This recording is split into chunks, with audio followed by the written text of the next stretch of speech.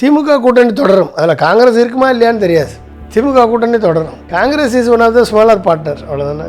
ஆனால் ஆட்சியில் பங்கு, அதிகாரத்தில் பங்கு கொடுக்க முடியாது என்று முதல்வர் திரு மு.க. ஸ்டாலின் அவர்கள் தெளிவாக சொல்லிட்டார். அதற்கு பின்பும் இதை பற்றி வலியுறுத்துவது கூட்டணிக்குள்ள ஒரு குழப்பத்தையும் அடிமட்ட தொண்டர்கள் மத்தியில் ஒரு மன விரோதத்தையும் ஏற்படுத்துகிறாங்க. மாணிக் தாக்கூரும் பிரவீன் சக்கரவர்த்தி தனக்குத்தானே, தன் கட்சிக்குத்தானே, சொந்த கட்சிக்கு சூனியம் வைக்கிற மாதிரியான வேலையில் இவங்க ஈடுபட்டிருக்காங்க. இவங்களா செய்கிறாங்களா அப்படின்னு பார்த்தா இது முழு ராகுல் காந்தியினுடைய முழு ஆதரவோடு தான் செய்கிற மாதிரி தான் இருக்குது. ஏன்னா ராகுல் காந்தியினுடைய ஆதரவு இல்லாமல் இந்தளவுக்கு பேச முடியாது. மோடி, அமித்ஷா, பிஜேபி ஒட்டுமொத்தமாக மிகப்பெரிய ஸ்ட்ராட்டஜிஸ்ட் அவங்க. You will never ever win the hearts of the people of Tamil Nadu அப்படின்னு பார்லிமெண்ட்டில் சொன்னால் போதாது. அந்த ஒரு வார்த்தைக்காக மோடி, அமித்ஷாவும் இறங்கி வேலை பார்த்துட்டு இருக்காங்க. நீ சொல்லிட்டு போய் தூங்கிட்டு நீ வரல செவனேன்னு. மாதத்துக்கு 3 ஓட்டம் வராங்க இங்கே தமிழ்நாட்டுக்கு. நீ எத்தனை ஓட்டம் வந்திருக்க ராகுல் காந்தி? மாணிக் தாக்கூரை ஏவி விட்டுக்கிட்டு உட்காந்துருக்காரு. அது இன்னொரு அணில் மேலே ஏறி சவாரி பண்ணிகிட்டு இருக்கு. தேஜஸ்வி யாதவ் இருந்த எம்எல்ஏக்கள் போட்ட இடத்துல எல்லாம் இவங்களும் எம்எல்ஏக்களை போட்டு ஒழுக்கமற்ற, கட்டுப்பாடற்ற ஒரு கட்சியை வழி நடத்திக்கிட்டு இந்த கட்சியை எப்படி மோடியை எதிர்த்து நிற்க முடியும்? அப்போ என்ன கட்சி நடத்துறீங்க நீங்கள்? இதுக்கு பேர் காங்கிரஸ் கட்சி. அது இப்போ இங்கே தமிழ்நாட்டிலே அந்த வேலையை பண்ணுறோம்னு நினைக்கிறீங்க. அது முடியாது. ஏன்னா திமுக ஸ்ட்ராங்காக இருக்குது. நீ வெளியே போனாலும் பரவாயில்லன்ற நிலைமைக்கு திமுக வந்தாச்சு. என்னையை பொறுத்த வரைக்கும் 18 சீட்டுக்கு மேலே ஒரு சீட்டு கொடுக்கக்கூடாது. காங்கிரஸுக்கு 40 சீட்டு கேட்குறாங்க. 18 தேர்தலில் ஒரு சீட் கொடுத்தாலும் அது தோல்வி தான் போய் முடியும். கடந்த தேர்தலில் திமுக தோத்த 40 சீட்டுகளை எங்கள்கிட்ட கொடுங்க. திமுக தோத்தரத்தில் காங்கிரஸ் ஜெயிச்சிருமாக்கும். அந்தளவுக்கு நீ கட்சியை வழிபடுத்தி வச்சிருக்காங்க. எத்தனை போராட்டம் நடத்திருக்காரு பிஜேபி எதிர்த்து இந்த மாணிக் தாக்கூர். மரியாதை கொடுத்து பேசுங்க, இல்லைன்னா நாங்கள் திருப்பி அடிப்போம் அப்படிங்கிறாங்க. சரி, உங்களுக்கு தான் மரியாதை கொடுக்கல, நீங்கள் வெளியே போயிட வேண்டியது. உங்களை யார் வேணும்னு சொன்னால் ராகுல் காந்தி சொல்லி எங்களுக்கு மரியாதை கொடுக்க மாட்டுறாங்க, வெளியே அனுப்பிவிடுங்க, நாங்கள் தாவேக்கோட போகிறோம், இல்லை தனியாக நிற்கிறோம் சொல்ல வேண்டியதானே. லிபர்ட்டி தமிழ் நேயர்களுக்கு வணக்கம். இன்றைய நேர்காணலில் நாம் சந்திக்க இருப்பவர் டாக்டர் பொன்ராஜ் அவர்கள். வணக்கம் சார். வணக்கம்பா. திமுக காங்கிரஸ் கூட்டணி இடையேயான அந்த வார்த்தை மோதல், தாவேக்காவுக்கு போகலாமா இல்லைனா திமுகவுக்கு போகலாமா அப்படின்னு காங்கிரஸில் இருக்கக்கூடிய முக்கிய புள்ளிகள், குறிப்பாக அந்த மாணிக்கம் தாக்கூர் ஆகட்டும், பல்வேறு ஆட்கள் ஒப்பிட்டு பேசுகிறாங்க. கடந்த தேர்தலில் நாங்கள் இப்படி இருந்தோம், எங்களால் தான் நீங்கள் வெற்றி பெற்றீங்க, கடந்த அரசியல் போல் இப்போ இல்லை, அரசியல் களம் மாறுது, அதனால் ஆட்சியில் பங்கு வேணும், நீங்கள் கடந்த தேர்தலில் தோல்வி அடைந்த 40 தொகுதிகள் எங்கள்கிட்ட கொடுங்க அப்படின்னு சொல்லி வெளிப்படையாக கேட்குறாங்க. 4 கோரிக்கைகள், கூட்டுறவில் பங்கு, வாரியத்தில் பங்கு, அதிகமான இடம் வேணும்னு சொல்லிலாம் இது பண்ணுறாங்க. அது மட்டுமல்ல, தாவேக்காவுக்கு நம்ம உறுதியாக போனோம், அதை நீங்கள் பரிசீலிக்கணும்னு சொல்லி மல்லிகார்ஜுனா கார்கேவுக்கு இங்கேருந்து கடிதமும் எழுதியிருக்கிறாங்க. இந்த கூட்டணி சிக்கல், விரிசல்கள் குறித்த உங்களுடைய பார்வை என்ன சார்? அதாவது டாப் லெவலில் வெதர் ராகுல் காந்தியோ இல்லை திரு மு.க. ஸ்டாலின் அவர்களோ இதை பற்றி கூட்டணி முறிந்து விட்டது என்று இதுவரைக்கும் அனௌன்ஸ் பண்ணலை. செல்வ பெருந்தகை தமிழ்நாடு காங்கிரஸ் கட்சியினுடைய தலைவர் திரு செல்வ பெருந்தகை தெளிவாக நேற்று சொல்லிட்டு போனார். இந்த மாதிரி கூட்டணியை பற்றி யாரும் மேலிடம் முடிவெடுக்கிற வரை யாரும் எந்த கருத்து தெரியக்கூடாதுன்னு சொன்ன பிறகும் கருத்து தெரிவிப்பது அது கட்சிக்கு விரோதமான செயல். இதை பற்றி நான் என்னுடைய ரிப்போர்ட்டை நான் மேலிடத்துக்கு கொடுப்பேன்னு போய் பெங்களூர் சென்று திரு மல்லிகார்ஜுனா கார்கே அவர்களிடம் அவர் நடக்கக்கூடிய சம்பவங்களை பற்றி சொல்லிட்டு வந்திருக்கார். ஒரு சைடில் தொடர்ந்து மாணிக் தாக்கூர் அவர்கள் இதை பற்றிய பிரச்சனையை எழுப்பிக்கிட்டே இருக்கார். ஒரு சைடில் பிரவீன் சக்கரவர்த்தி தொடர்ந்து இதை பற்றி பேசிகிட்டே இருக்கார். அவங்க கரூர் ஜோதிமணி அவர்கள் இனிஷியலாக பேசுனாங்க. இப்போ எதுவும் அவங்கள்ட்ட எந்த விதமான ஒன்றும் வரலை. பெரும்பாலான எம்எல்ஏக்கள், எம்பிக்கள் இதற்கு ஆதரவாக இல்லை. யார்? பிரவீன் சக்கரவர்த்திக்கும் மாணிக் தாக்கூருக்கும் ஆதரவாக இல்லை. அவங்க திமுக காங்கிரஸ் கூட்டணி தொடர்வதற்கு விருப்பப்படுகிறார்கள். தொண்டர்களும் நிர்வாகிகளும் தாவேக்காவோட போகிறதுக்கு அவங்களுடைய கொள்கைக்கு ஆதரவாக இருக்கிறாங்க. ஆனால் இந்த நிர்வாகிகள் எல்லாருமே ராகுல் காந்திகிட்ட நாங்கள்லாம் தாவேக்காவிடம் போகிறது தான் ரைட்டு அப்படின்னு மாவட்ட நிர்வாகிகள்லாம் சொன்னதாக ஒரு தகவல் வேறு இருக்குது. தொடர்ந்து பிரவீன் சக்கரவர்த்தியும் மாணிக் தாக்கூரும் இந்த பிரச்சனையை பற்றி பேசுவதும், ஆட்சியில் பங்கு, அதிகாரத்தில் பங்கு என்று கேட்பதும் அது அவருடைய உரிமை. அது நம்ம தவறு என்று சொல்ல முடியாது, அவருடைய உரிமை. ஆனால் ஆட்சியில் பங்கு, அதிகாரத்தில் பங்கு கொடுக்க முடியாது என்று முதல்வர் திரு மு.க. ஸ்டாலின் அவர்கள் தெளிவாக சொல்லிட்டார். அதற்கு பின்பும் இதை பற்றி வலியுறுத்துவது கூட்டணிக்குள்ள ஒரு குழப்பத்தையும் அடிமட்ட தொண்டர்கள் மத்தியில் ஒரு மன விரோதத்தையும் நாளைக்கு வந்து எலெக்ஷன் வரும் பொழுது திமுக காங்கிரஸ் ஒரு ஒரு கூட்டணி வந்து ஜெல்லாகாத நிலையை ஏற்படுத்துகிறாங்க திரு மாணிக் தாக்கூரும் பிரவீன் சக்கரவர்த்தியும். அப்போ தனக்குத்தானே தன் கட்சிக்குத்தானே சொந்த கட்சிக்கு சூனியம் வைக்கிற மாதிரியான வேலையில் இவங்க ஈடுபட்டிருக்காங்க. இவங்களா செய்கிறாங்களா அப்படின்னு பார்த்தா இது வந்து முழு ராகுல் காந்தியினுடைய முழு ஆதரவோடு தான் செய்கிற மாதிரி தான் இருக்குது. ஏன்னா ராகுல் காந்தியினுடைய ஆதரவு இல்லாமல் இந்தளவுக்கு பேச முடியாது. ராகுல் காந்தியிட நெருக்கமாக இருப்பவர்கள் இந்த 2 பேரும், பிரவீன் சக்கரவர்த்தியும் மாணிக் தாக்கூரும். ராகுல் காந்திகிட்ட வந்து இது என்ன ஸ்ட்ராட்டஜி இலவுன்னு எனக்கு ஒன்றும் புரியல. ராகுல் காந்தியினுடைய ப்ரைமரி ரெஸ்பான்சிபிலிட்டி என்ன அப்படின்னா, அவர் நினச்சிட்ருக்காரு ஒட்டுமொத்த காங்கிரஸை வலுப்படுத்தி பிஜேபிக்கு அகெயின்ஸ்டாக ஆல்டர்னேட்டிவ் காங்கிரஸ் தான் என்ற நிலைப்படுத்துவதற்கு பதிலாக பாராளுமன்றத்தில் பேசினால் போதும், பாராளுமன்றத்தில் சண்டையிட்டால் போதும், 2-3 ப்ரெசன்டேஷன் கொடுத்தா போதும் ஓட்சோரியை பற்றி, இதோடு என் கடமை முடிந்து விட்டது என்று ராகுல் காந்தி படுத்து தூங்கிடுறார். அப்போ ஆர்கனைசேஷன் லெவலில் ஸ்ட்ரக்சர் பண்ணுறதுக்கு இது வரைக்கும் எந்த முயற்சி எடுக்கலை. பாரத் ஜோடோ யாத்திரா அருமையான ஒரு முன்னெடுப்பு. அக்ராஸ் த நேஷன் வாக் பண்ணார், 2 வட்டம் வாக் பண்ணார். அது ஒரு மிகப்பெரிய ஒரு பூஸ்ட். அந்த பூஸ்டோடு சேர்த்து உடனே கிரவுண்ட் லெவலில் எல்லா மாநிலத்திலையும் ஒரு சீரமைப்பை கொண்டு வந்திருந்தாருன்னா இன்றைக்கி காங்கிரஸ் வலுப்பட்டுருக்கும். ராகுல் காந்தி ஒரு குரல் கொடுத்தா அந்த ரிப்பிள் எஃபெக்ட் வந்து காஷ்மீர்லேருந்து கன்னியாகுமரி வரைக்கும் தெரியணும். அந்த ரிப்பிள் எஃபெக்ட் வரணும். அப்போ தான் ஆர்கனைசேஷன் வைப்ரண்ட்டாக இருக்குன்னு அர்த்தம். அப்படிப்பட்ட ஒரு சூழலை ராகுல் காந்தி கிரியேட் பண்ணாரான்னா இல்லை. அதை விட்டுட்டு எலெக்ஷன் வரக்கூடிய நேரத்தில் ஏற்கனவே இந்தியா பிளாக் இன்றைக்கி ராகுல் காந்தியை பிரைம் மினிஸ்டர் கேண்டிடேட்டாக அனௌன்ஸ் பண்ணது திரு மு க ஸ்டாலின் அவர்கள். சமூக நீதியை, சமத்துவத்தை, மாநில சுயாட்சியை, இருமொழி கொள்கையை, எஜுகேஷன் பாலிசியை திணிப்பதை எதிர்த்து இதெல்லாம் வந்து ராகுல் காந்தி தமிழ்நாட்டுக்கு ஆதரவான குரலாக இருக்கிறார். அந்த ஒரு காரணத்திற்காக ராகுல் காந்தியை ஒரு ஆல் இந்தியா வாய்ஸாக இன்றைக்கு திமுக பார்க்கிறது. அப்போ சமூக நீதியை தூக்கு பிடிப்பவராக, பெரியாரையும் அம்பேத்கரையும் முன்னெடுப்பவராக, ஆர்எஸ்எஸ்ஸையும் மதவாதத்தையும் எதிர்ப்பவராக, மோடி அரசினுடைய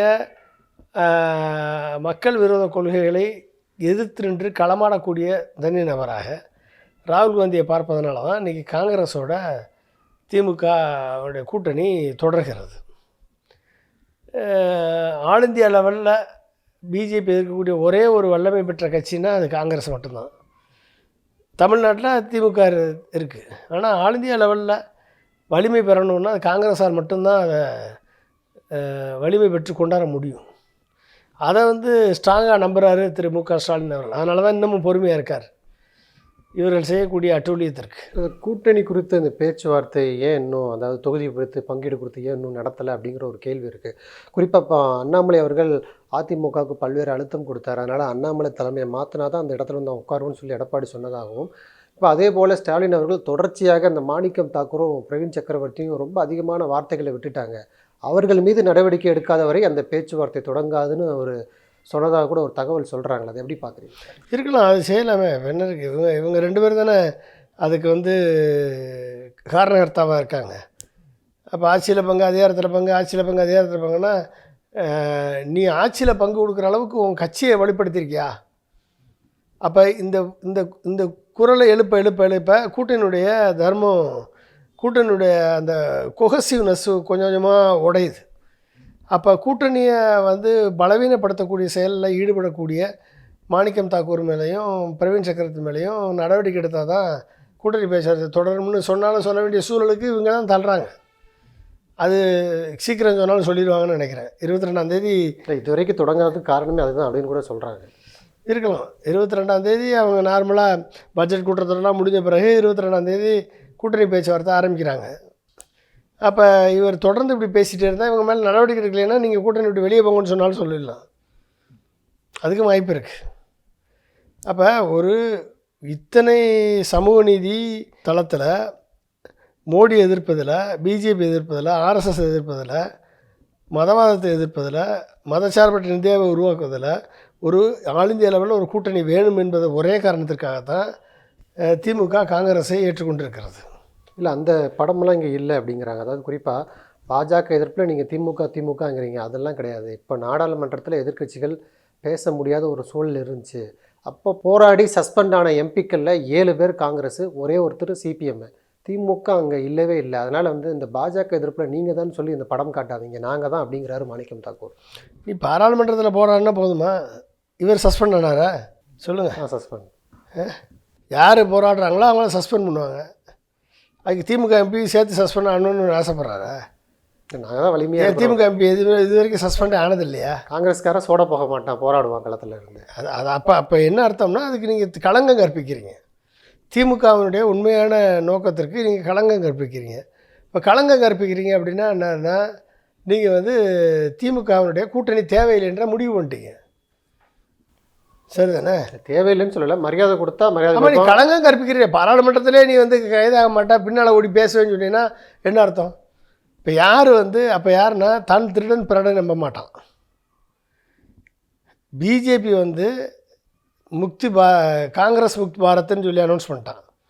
பிஜேபி கலகங்கள் இல்லாத தமிழகம் அனௌன்ஸ் பண்ணியாச்சு. இந்த 2 நோக்கத்தை வச்சு பிஜேபி இறங்கி வேலை பார்த்துட்ருக்கான்.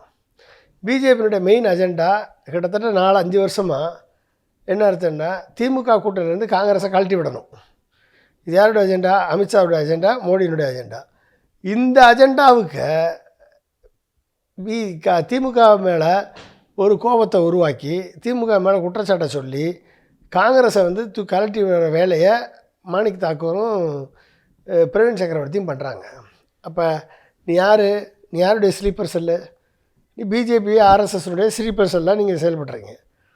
எப்படியாவது திமுக கூட்டணியிலேருந்து காங்கிரஸை வெளியே எடுத்துகிட்டு போய் நம்ம பண்ணணுன்ட்டு தாராளமாக பண்ணலாம். இது ஒரு நல்ல வாய்ப்பு கூட.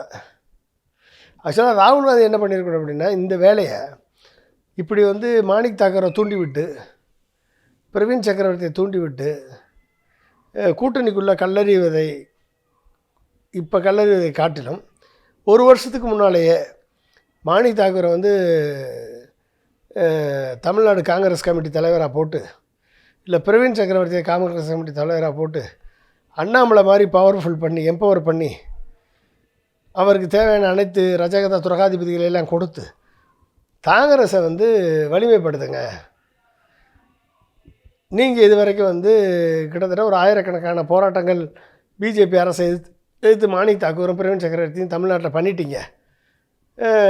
கிட்டத்தட்ட லட்சக்கணக்கான போராட்டத்தில் லட்சக்கணக்கான மக்கள் உங்களை நோக்கி திரள்றாங்க, கூட்டம் போட்டு திரள்றாங்க. இதை சான்ஸாக பயன்படுத்தி நீங்கள் காங்கிரஸை வலிமைப்படுத்துங்க அப்படின்னு 1 வருஷத்துக்கு முன்னால் ஆரம்பிச்சிருந்தாருன்னா ராகுல் காந்தி உண்மையிலேயே ஒரு மாற்றத்தை கட்சியை கட்டமைக்கிறதுல இன்ட்ரெஸ்டாக இருக்காருன்னு அர்த்தம். எலெக்ஷன் வரும்போதும் இந்த மாதிரி அல்ற சில்லறையெல்லாம் பேச விட்டுட்டு அதன் மூலமாக ஒரு கூட்டணி லாபம் அடிக்கலான்னு நினச்சார் ராகுல் காந்தி. அப்படின்னா you are not interested in the coalition dharma or alliance partner. ஒரு ஒரு ஒரு சித்தாந்த ரீதியாக அலையன்ஸில் நீ இன்ட்ரெஸ்ட் இல்லைன்னு அர்த்தம். இல்லை, காங்கிரஸுடைய தயவு இல்லாமல் நீங்கள் ஆட்சிக்கே வந்திருக்க முடியாது, இனியும் ஆட்சிக்கு வர வாய்ப்பு இல்லை. அதனால் காங்கிரஸுடைய தயவு உங்களுக்கு தேவை. அதனால் நீங்கள் மரியாதை கொடுத்து பேசுங்க, இல்லைன்னா நாங்கள் திருப்பி அடிப்போம் அப்படிங்கிறாங்க. சரி, உங்களுக்கு தான் மரியாதை கொடுக்கல, இல்லை நீங்கள் வெளியே போயிட வேண்டியது. உங்களை யார் வேணும்னு சொன்னால் ராகுல் காந்தி சொல்லி எங்களுக்கு மரியாதை கொடுக்க மாட்டுறாங்க, எங்களுக்கு கான்ட்ராக்ட் தர மாட்டுறாங்க, எங்களுக்கு எந்த விதமான அதிகாரத்தில் பங்கு இல்லை, வெளியே அனுப்பிவிடுங்க, நாங்கள் தாவேக்கோட போகிறோம், இல்லை தனியாக நிற்கிறோம் சொல்ல வேண்டியதானே? அதுதான் கடிதம் எழுதியிருக்கிறாங்க. அதுதான் கடிதம் எழுதியிருக்கிறாங்க. அதை பண்ண வேண்டியதானே? என்ன பிரச்சனை உங்களுக்கு? திமுகவுடன் கூட்டணி இல்லை அப்படின்னு அனௌன்ஸ் பண்ணுங்கள். ராகுல் காந்தி அனௌன்ஸ் பண்ண சொல்லுங்கள். அனௌன்ஸ் பண்ணி தனியாக நில்லுங்க, தனியாக நின்று ஸ்ட்ரென்தன் பண்ணுங்கள். ஏன் அண்ணாமலை தலைமையில் பிஜேபி நிற்கலையா? இன்றைக்கி அண்ணாமலை தலைமையில் பிஜேபி என்டிஏ கூட்டணி அமைச்சு 18% ஓட்டு வாங்குச்சா இல்லையா பிஜேபி 18% ஓட்டு வாங்குச்சா இல்லையா? அது எப்படி வாங்கினான்றது வேறு கொஸ்டின். பட் வாங்குச்சா இல்லையா? ஏன் நீங்கள் திமுக தலைமை, காங்கிரஸ் ஒரு தனி தேசிய கட்சி தானே, உங்கள் தலைமையில் ஒரு கூட்டணி அமைங்க. இல்லை நீங்கள் தனியாக நின்று ஓட்டு வாங்க, 18% ஓட்டு வாங்க, பிஜேபிக்கு அளவுக்கு ஈக்குவலாவது ஓட்டு வாங்க, பிஜேபி அளவுக்காவது ஓட்டு வாங்க. இல்லை அதுக்கு தான் திட்டம் போடுறாங்கன்னு பார்க்கலாமா? குறிப்பாக என்ன, இந்த கூட்டணி மீது ஒரு அதிருப்தி, மரியாதை கொடுக்க மாட்டுறாங்க, உட்காந்து பேச மாட்டுறாங்க. இப்போ மாணிக்கம் தாக்கூருடைய குரல் வந்து அவருடைய குரல் மாதிரி இல்லை, இது ராகுல் காந்தியோடைய குரல் மாதிரி இருக்குது. ஏன்னா தொடர்ச்சியாக கனிமொழி அவர்கள் சந்திச்சுட்டு வந்த பிறகும் இது போன்ற குரல்கள் எதிரொலிக்குது. குறிப்பாக முதல்வர் அவர்கள் ஒத்துவராதுன்னு சொன்னதுக்கு அப்புறமும் வந்து சொல்கிறாரு இல்லையா? அப்போ வந்து இது ராகுல் காந்தி தலைமை ஆதரவோடு தான் மாணிக்கம் தாக்கூர் செயல்படுறாருன்னு பார்க்கலாமா? அதாவது மல்லிகார்ஜுன கார்கே மூலமாக நியமிக்கப்பட்டவர் திரு செல்வப்பிரதாய். ராகுல் காந்திக்கு எந்த பொறுப்பும் கிடையாது. ராகுல் காந்தி ஆனால் அவர் தான் எல்லாமே ஆட்டி வைக்கிறாரு. அந்த ராகுல் காந்தி செல்வப்பிரதாயை தூக்கிட்டு இவரை போட வேண்டியதுன்னு, மாணிக் தாக்கூரை போட்டு கட்சியை தனி வழியில் கொண்டு போக வேண்டியதுன்னு என்ன பிரச்சனை இருக்குது? இப்போ 2 வகையான வழிகாட்டுதலில் போனால் கட்சி தொண்டர்கள் குழப்பமடைவார்களா இல்லையா? செல்வப்பிரந்தையால் நடவடிக்கை எடுக்க முடியல. இப்போ செல்வப்பிரந்தையனுடைய பதவி வந்து அவரால் செயல்படவும் முடியலை. மாணிக் தாக்கூர் மேலே நடவடிக்கை எடுக்க முடியல. நடவடிக்கை எடுக்கிறதா எடுக்க வேண்டாமா தெரியல. அப்போ வீக்கன் பண்ணி, கூட்டணியுடைய பலத்தை வீக்கன் பண்ணிகிட்டே ஒருத்தர் உட்கார வச்சுருந்தா அது எப்படி இருக்கும்? தேஜஸ்வி யாதவ் வந்து ராகுல் காந்தியும் தேஜஸ்வி யாதவும் மிகப்பெரிய ஒரு பேரணி நடத்துகிறாங்க. ஸ்டாலின் அவரெல்லாம் போனாங்க. இந்த பேரணியை உருவாக்கி கொடுத்தது தேஜஸ்வி யாதவ். மிகப்பெரிய பேரணி நடத்துனார். 125 சீட்டு போன எலெக்ஷனில் வாங்கினார். இந்த வட்டம் 54 ஆயிடுச்சு. ஏன்? கடைசியில் 75 சீட்டு வேணும்னு கேட்டு டிமாண்ட் பண்ணுது, காங்கிரஸ் டிமாண்ட் பண்ணி 61 சீட்டு வாங்கி, தேஜஸ்வி யாதவ் இருந்த எம்எல்ஏக்கள் போட்ட இடத்துல எல்லாம் இவங்களும் எம்எல்ஏக்களை போட்டு ஒரு ஒழுக்கமற்ற கட்டுப்பாடற்ற ஒரு கட்சியை வழி நடத்திக்கிட்டு இந்த கட்சியை எப்படி வந்து மோடியை எதிர்த்து நிற்க முடியும்? மோடியை எதிர்த்து எப்படி நிற்க முடியும்? அப்போ என்ன கட்சி நடத்துகிறீங்க நீங்கள்? இதுக்கு பேர் காங்கிரஸ் கட்சி அது. அப்போ அதே லட்சணத்தில் தானே நீ வந்து எல்லா இடத்துலையும் தோப்பனி. இப்போ இங்கே தமிழ்நாட்டிலையும் அந்த வேலையை பண்ணுறோம்னு நினைக்கிறீங்க. அது முடியாது. ஏன்னா திமுக ஸ்ட்ராங்காக இருக்குது. நீ வெளியே போனாலும் பரவாயில்லன்ற நிலைமைக்கு திமுக வந்தாச்சு. இங்கே வெளியே போனால் இன்னும் மற்றவங்கள அக்கமடேட் பண்ணிவிட்டு ஃப்ரீயாக எல்லாருக்கும் கொடுக்க வேண்டிய சீட்டை கொடுத்துட்டு போயிட்டே இருப்பாங்க. என்னையை பொறுத்த வரைக்கும் 18 சீட்டுக்கு மேலே ஒரு சீட்டு கொடுக்கக்கூடாது காங்கிரஸுக்கு. 40 சீட்டு கேட்குறாங்க. 18 தேர்தலில் ஒரு சீட் கொடுத்தாலும் அது தோல்வி தான் போய் முடியும். கடந்த தேர்தலில் திமுக தோத்த 40 சீட்டுகளை எங்கள்கிட்ட கொடுங்க. திமுக தோத்த இடத்துல காங்கிரஸ் ஜெயிச்சிருமாக்கும். அந்தளவுக்கு நீ கட்சியை வழிபடுத்தி வச்சுருக்காங்க. எத்தனை போராட்டம் நடத்தியிருக்காரு பிஜேபி எதிர்த்து இந்த மாணிக் தாக்கூர்? மாணிக் தாக்கூர் எங்கே நடத்தியிருக்காரு சொல்லுங்கள் பார்ப்போம். எத்தனை போராட்டம்? ஓட் சோரியை பற்றி மாணிக் தாக்கூர் எங்கேயாவது பேசியிருக்காரா? ஓட் சோரியை பற்றி ராகுல் காந்தி ப்ரெசன்டேஷன் கொடுத்தாரு. தமிழ்நாட்டில் எத்தனை போராட்டம் நடத்தியிருக்காரு? எஸ்ஏஆருக்கு எதிராக எத்தனை போராட்டம் நடத்தியிருக்காரு மாணிக் தாக்கூர்? பிஜேபியுடைய மதவாத அரசுக்கு எதிராக எத்தனை போராட்டம் நடத்தியிருக்காரு? திருப்பன்ற இஷ்யூக்கு எதிராக போராட்டம் நடத்தியிருக்காரா? என்டையர் பிஜேபியும் இந்து முன்னணி வந்து போராட்டம் நடத்துனாங்கல்ல. ஏன் காங்கிரஸ் தலைவர்களை கூட்டு வந்து போராட்டம் நடத்தியிருக்கலாம்ல? நீ எதுவுமே பண்ண மாட்டா. எலெக்ஷனில் மட்டும் வந்து எனக்கு வந்து ஆட்சியில் பங்கு வேணும், அதிகாரத்தில் பங்கு வேணும், எனக்கு லாஸ்ட் 3 அமைச்சராவது கொடு, 40 சீட் கான்ட்ராக்ட் கொடு, இப்போதைக்கு 40 சீட்டாவது கொடுங்க, 40 சீட்டாக கொடுன்ற. 40 சீட்டு கொடுத்து எல்லாத்தையும் தோற்று போயிட்டேன்னா 40 சீட்டு கேட்குறாங்க. நீங்கள் சொன்ன மாதிரி 18 சீட்டுக்கெலாம் ஒத்துப்பாங்களா காங்கிரஸ்? 18 சீட்டு ஒத்துக்கலாம், வெளியே போய் சொல்ல வேண்டியதுதானங்க. 18 சீட்டுனா 18 எம்எல்ஏ இல்லை. நீ வெளியே போய் தாராளமாக வந்து விஜய் கூட சேர்ந்து, விஜய் ஆல்ரெடி போய் 30% வச்சுருக்காரு. நிர்மல்குமார் படி 40% இருக்குது. விஜயினுடைய கணக்குப்படி 30%, நிர்மல்குமார் கணக்குப்படி 40% வாக்கு விஜய்கிட்ட இருக்குது. நீங்கள் போனீங்கன்னா உங்கள் கணக்குப்படி 4.25%. ராகுல் காந்தி விஜயோட சேர்ந்தால் அது ஒரு பாசிட்டிவ் பாயிண்ட், அது ஒரு 3%. 4, 5, 5, 3, 7, 8%. அப்போ 40+8 48%னா அவங்க தானே ஆட்சி அமைக்க முடியும். அப்போ நெகோஷியேட் பண்ணுங்கள், 117 சீட்டு எனக்கு, 117 சீட்டு உனக்கு. காங்கிரஸுக்கு 117, தாவேகாவுக்கு 117. நெகோஷியேட் பண்ணுங்கள். உங்களை கூப்பிட்றாருல அவர் விஜய் வலிமையில் விடுவித்து காத்துட்ருக்காரு. 40% வச்சுருக்க ஆள் காங்கிரஸ் வரணும்னு காத்துக்கிட்டு இருக்காரு. அப்போ எந்த அளவுக்கு தாராள மனம் படைச்சவராக இருப்பார் விஜய், புரிஞ்சுக்கிங்களா? 40% வச்சு தனிப்பெரும்பான்மை பெறக்கூடிய வல்லமை பெற்ற விஜய் காங்கிரஸ் வந்தால் ஆட்சியிலையும் பங்கு அதிகாரத்திலையும் பங்கு தர்றேன்னு சொல்லி காத்துட்ருக்கிற விஜய் உங்களுக்கு பெஸ்ட்டாக 18 சீட்டு எம்எல்ஏக்கள் கொடுக்குற, ஆஃப்டர் ஆல் ஒரு 18 சீட்டு எம்எல்ஏ கொடுக்குற டிஎம்கே பெஸ்ட்டா? எது பெஸ்ட்டு? விஜய் தானே பெஸ்ட்டு. போக வேண்டியதானே, போங்க. நீங்கள் போன உடனே மோடி வந்து காங்கிரஸ் வந்து விஜய் கூட சேர்ந்தால் அது நம்மளுக்கு ஆபத்துறான்னு சொல்லி விஜயை சிபிஐ கேஸில் உள்ளே வச்சு அமுக்கி ஒரு 2 வருஷம் ஜெயில் தண்டனை கொடுத்துருவார். 4 வருஷத்துக்கு 6 வருஷத்துக்கு போட்டியிட முடியாது. அப்போ ஒரு ஆப்பர்ச்சுனிட்டி கிடைக்குது காங்கிரஸுக்கு. ஒரு காங்கிரஸினுடைய லீடர் ஒருத்தர் சிஎம் ஆகலாம். ஓகே, இதெல்லாம் பின்னால் இருந்து இயக்கக்கூடிய சசிகாந்த் செந்தில் ஒரு தலித் கேண்டிடேட்டு, ஆதவர்ஜுனா வந்து தலித்து சிஎம் வந்து தலித்து வந்து சிஎம் ஆக்குவேன்னு சொல்லி உறுதி எடுத்திருக்காரு. விஜய் வந்து அரெஸ்ட் பண்ணி உள்ளே போயிட்டா காங்கிரஸ்லேருந்து தலித் சிஎம் ஒருத்தர் வந்துடுவார்ல 1967 அப்புறம், கக்கனுக்கு அப்புறம் ஒரு சிஎம் நம்மளுக்கு வேட்பாளர் கிடைப்பார். இந்த மாதிரிலாம் ஆப்பர்ச்சுனிட்டி கிடைக்கும் போது எதுக்கு மிஸ் பண்ணுவானே? அதெல்லாம் அவங்க பண்ணலாம்ல. இப்போ இதெல்லாம் செஞ்சாங்கன்னா எவ்வளோ குயிக்காக செய்கிறது நல்லது காங்கிரஸுக்கு. குறிப்பாக இந்த விவகாரங்களை சட்டமன்றத்தோடு ஒன்றி பார்ப்பாரா ராகுல் காந்தி? குறிப்பாக ஏன்னா இப்போ மணிசங்கர் ஐயர் சொல்கிறாரு, இந்தியா கூட்டணியை ஒருங்கிணைக்கக்கூடிய தகுதி ஸ்டாலினுக்கு தான் இருக்கிறாரு. அவர் வந்து ராகுல் பிரதமராகிறத அவர் ஒத்துக்கொள்வார் அப்படின்னு சொல்லி அவர் ஒரு புறம் பேசுகிறாரு. அதாவது தேசிய லெவலில் ஸ்டாலின் அவர்களை கொண்டு போகும்போது இந்த சட்டமன்ற தேர்தலில் போட்டு இவ்வளவு நெருக்கடி கொடுக்கறது எப்படி பார்க்குறது? மணிசங்கர் ஐயர் வந்து இப்போ அவர் ஊரில் இருக்கார் தான் அந்த பிரவீன் சக்கரவர்த்தி. திடீர்னு பிரவீன் சக்கரவர்த்தி மேலே வர்றாரு, என்னடா நம்ம ஊருக்காரன் நம்மளை இன்னைக்கு வரானேன்னு சொல்லி அவருக்கு ஒரு இது. அதனால் இன்றைக்கி அவர் வந்து பேசுகிறாரு.